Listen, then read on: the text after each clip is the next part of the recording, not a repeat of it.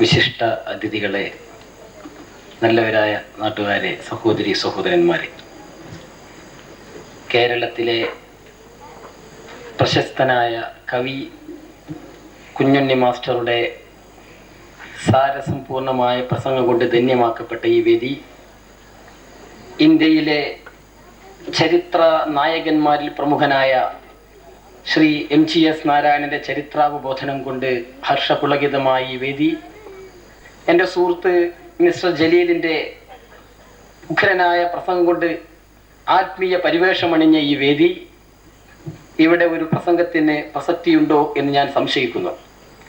മാത്രമല്ല, ഇതിൻ്റെ സംഘാടകർ കഴിഞ്ഞ കുറേ നാളുകളായി പാടുപെട്ടുണ്ടാക്കിയ ഒരുപാട് കലാപരിപാടികൾ ഇവിടെ അവതരിപ്പിക്കേണ്ടതുണ്ട്. അതുകൊണ്ട് തന്നെ ഞാൻ എൻ്റെ വാക്കുകൾ വളരെ ചുരുക്കുന്നു. എനിക്കറിയാം, ഈ പരിപാടി പല നിലക്കും സുദീർഘമായ ഒരു പരിപാടിയായി മാറിയിട്ടുണ്ട്. ഈദ് സോഷ്യൽ സമ്മേളനം പല ജാതികളും പല മതങ്ങളും പല ആശയങ്ങളും പല പ്രത്യയശാസ്ത്രങ്ങളും എല്ലാം രൂപപ്പെടുന്ന ഈ കാലഘട്ടത്തിൽ എല്ലാം ഒന്നിച്ചു കാണാനുള്ള ഒരു വേദി അതായിരിക്കട്ടെ ഈ ഈദ് സോഷ്യൽ എന്ന് മാത്രമേ ഞാൻ പറയുന്നുള്ളൂ. ഇവിടെ എനിക്ക് നൽകാനുള്ള സന്ദേശം മതസൗഹാർദ്ദത്തിന്റെ സന്ദേശമാണ്. എന്തുകൊണ്ടെന്നാൽ സ്വാഗത പ്രാസംഗികൻ തൊട്ട് എനിക്ക് മുമ്പ് പ്രസംഗിച്ച പ്രാസംഗികൻ വരെ ഊന്നി പറഞ്ഞ ആ ഒരു കാര്യം മതസൗഹാർദ്ദത്തിന്റെ കാര്യമാണ്. ഇന്ത്യയെ നാം കാണുമ്പോൾ ബീഭത്സമായ ഇന്ത്യ, ഭയാനകമായ ഇന്ത്യ, വർഗീയത കൊണ്ട്, വർഗീയ പ്രചരണം കൊണ്ട് മലീമസമാക്കപ്പെട്ട ഇന്ത്യ, അവിടെയാണ് മതസൗഹാർദ്ദത്തിന്റെ പ്രാധാന്യം എന്ന് ഞാൻ മനസ്സിലാക്കുന്നു. ഇവിടെ ഇസ്ലാമിനെ കുറിച്ച് പറഞ്ഞു. പക്ഷേ ഇസ്ലാമിന്റെ അന്തസ്സത്തെ കുറിച്ച് ഇവിടെ പറഞ്ഞപ്പോൾ അത് മൗലികമായി കാണാൻ നമുക്ക് പ്രയാസമുണ്ട്. അതല്ല ആ പ്രസംഗങ്ങൾ കൊണ്ട് നാം ഇവിടെ ഉദ്ദേശിക്കുന്നത്. മനുഷ്യനെ മനുഷ്യനായി കാണാൻ ഏത് പ്രത്യയശാസ്ത്രത്തിന് കഴിയും? അതിവിടെ സമർത്ഥിച്ചു, അത് ഇസ്ലാമിന് കഴിയും എന്നാണ് ഇവിടെ പറഞ്ഞത്. മാർക്സ് എങ്ങനെയാണ് മനുഷ്യനെ കണ്ടത്? കാറൽ മാർക്സ് മനുഷ്യനെ കണ്ടത് ഒരു പദാർത്ഥമായിട്ടാണ്. ഒരു പദാർത്ഥം, എ മാറ്റർ എന്നാണ് മാർക്സ് പറഞ്ഞത്. ഫ്ലോയിഡ് മനുഷ്യനെ കുറിച്ച് പറഞ്ഞത് മനുഷ്യനൊരു വികാരജീവി എന്നാണ്. പക്ഷെ ഇസ്ലാം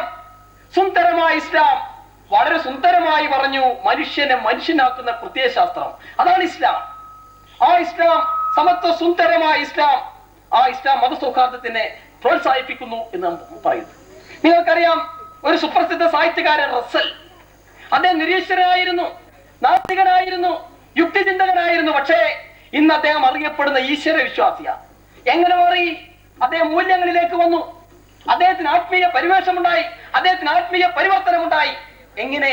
അദ്ദേഹം തന്നെ പറയുന്നു, ഇസ്ലാമിക ചലനങ്ങൾ, ഇസ്ലാമിന്റെ സമത്വ സുന്ദര രൂപങ്ങൾ എന്നെ ഈശ്വര വിശ്വാസിയാക്കി എന്ന് റസലിനെ പോലും പറയിപ്പിച്ചത് ഇസ്ലാമിന്റെ മനുഷ്യനെ മനുഷ്യനാക്കുന്ന നയങ്ങളായിരുന്നു എന്ന് നമുക്ക് നിഷേധിക്കാൻ കഴിയില്ല.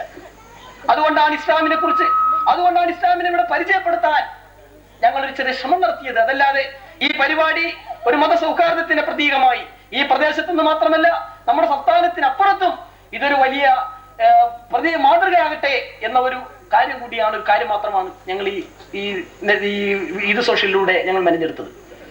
ഞാൻ എന്റെ വാക്കുകൾ ഉപസംഹരിക്കുന്നു മഹാനായ CH സ്മരിച്ചുകൊണ്ട്. എന്തുകൊണ്ടെന്നാൽ അദ്ദേഹത്തിന് നാമധേയത്തിൽ പടുത്തുയർത്തിയ ഒരു പറ്റം യുവാക്കളുടെ സംഘടനയാണ് CH യൂത്ത് സെന്റർ. ആ യൂത്ത് സെന്ററിൽ നിന്നും ഞങ്ങൾക്ക് ലഭിക്കുന്ന ആവേശം മഹാനായ CHന്റേതാണ്. CH അദ്ദേഹത്തെ കുറിച്ച് നമുക്കറിയാം. ഇവിടെ ഞങ്ങളുടെ പ്രിയങ്കരനായ MGS നാരായണൻ സൂചിപ്പിച്ചു ആരായിരുന്നു CH.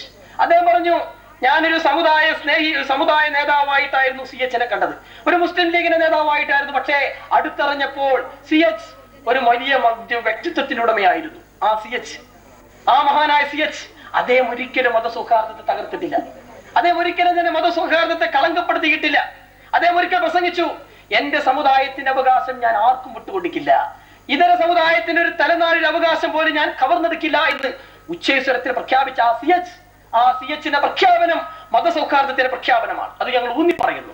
ഇവിടെ ഹിന്ദുവും ഇവിടെ ക്രിസ്ത്യാനിയും മറ്റെല്ലാ മതക്കാരും ഒരുപോലെ ജീവിക്കണം എന്ന് ഞങ്ങൾ പറയുന്നു. വസുദൈവ കുടുംബക, ലോകമേ തറവാട് എന്ന് പ്രഖ്യാപിച്ച ഹൈന്ദവ സിദ്ധാന്തം, ഉമ്മത്തുൽ വാഹിദ എന്ന് പ്രഖ്യാപിച്ച ഇസ്ലാമിക സിദ്ധാന്തം, ഈ സിദ്ധാന്തങ്ങളൊക്കെ മുറുകെ പിടിക്കുമ്പോൾ നാം ഒന്നായിത്തീരുന്നു. അതാണ് കുഞ്ഞുണ്ണി മാസ്റ്റർ പറഞ്ഞത്, നാം ഒന്നാവുക, നാം നന്നാവുക. അത് തന്നെയാണ് ഇസ്ലാം പറയുന്നത്. അത് തന്നെയാണ് ഈദ് സോഷ്യൽ സുഹൃത്ത് സമ്മേളനത്തിന്റെ സന്ദേശവും മതസൗഹാർദ്ദത്തിന്റെ സന്ദേശം.